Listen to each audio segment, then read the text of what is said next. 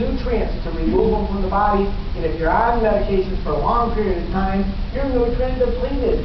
That's what part of the side effects are from. You need these nutrients. And I'll stand strong on this philosophy because I'm right, especially cancer. Chemotherapy, radiation, you better get on vital greens before, during, and after. I've got lots of oncologists that are in agreement with me on this. If yours is not, and they may not be, they are wrong. Let me tell you how I really feel about this. I'm telling you, when you kill cells with chemo and radiation, you create lots of toxins.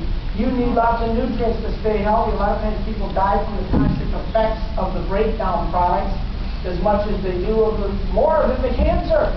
So vitamin greens. Now, one probably question will come up. The one time where I might be able to back down a little bit and say, okay, we'll go with your physician's ideas here, is if they're on a blood thinner like Coumadin, which is warfarin, rat poison, by the way, that if you take greens, it'll make your Coumadin work better. Well, who wouldn't want your Coumadin to work better? You got to do the clotting times when you're taking those kinds of medicines anyway.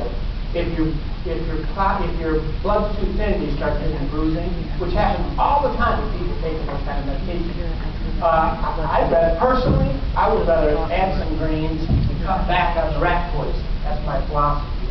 And there are several people who can take greens and Coumadin. I'm not recommending you do that. If you're on Coumadin, do not use greens. Did you hear me say that?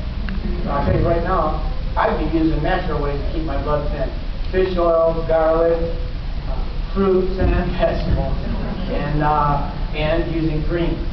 So that's the only one that I know where even doctor would have any grounds to stand and say, don't take the greens while you're on my Coumadin. And then I would say, if I'm going to listen to my doctor, okay doctor, as long as I'm on rat poisoning, I won't take greens, but as soon as I get off, then I take my greens again. Personally, I find a new doctor. I find a way to do it better. Yes. So dynamic dual, what happens if you have a potential customer that says, look, I can really only afford one of these? Dynamic dual. What happens if you have a potential customer that can only afford one of these? Great questions. Hard question, but I don't hesitate to answer. Because what's the most important nutrient for your health? Of course, missing. Greens doesn't cover all of those things. Vital does, and in high enough amounts for optimal health. Yeah.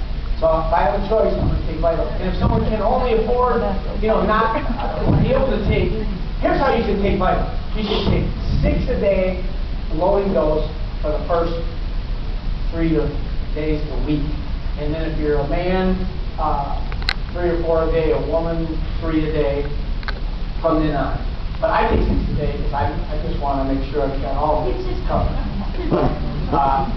If someone can only afford Vital, and they can't afford to take 3 every day, taking 1 Vital a day is better than taking 5 one a day. For other things that are out there. Taking a half. It can be life and death to people. I mean, it's serious business. If you have to, take your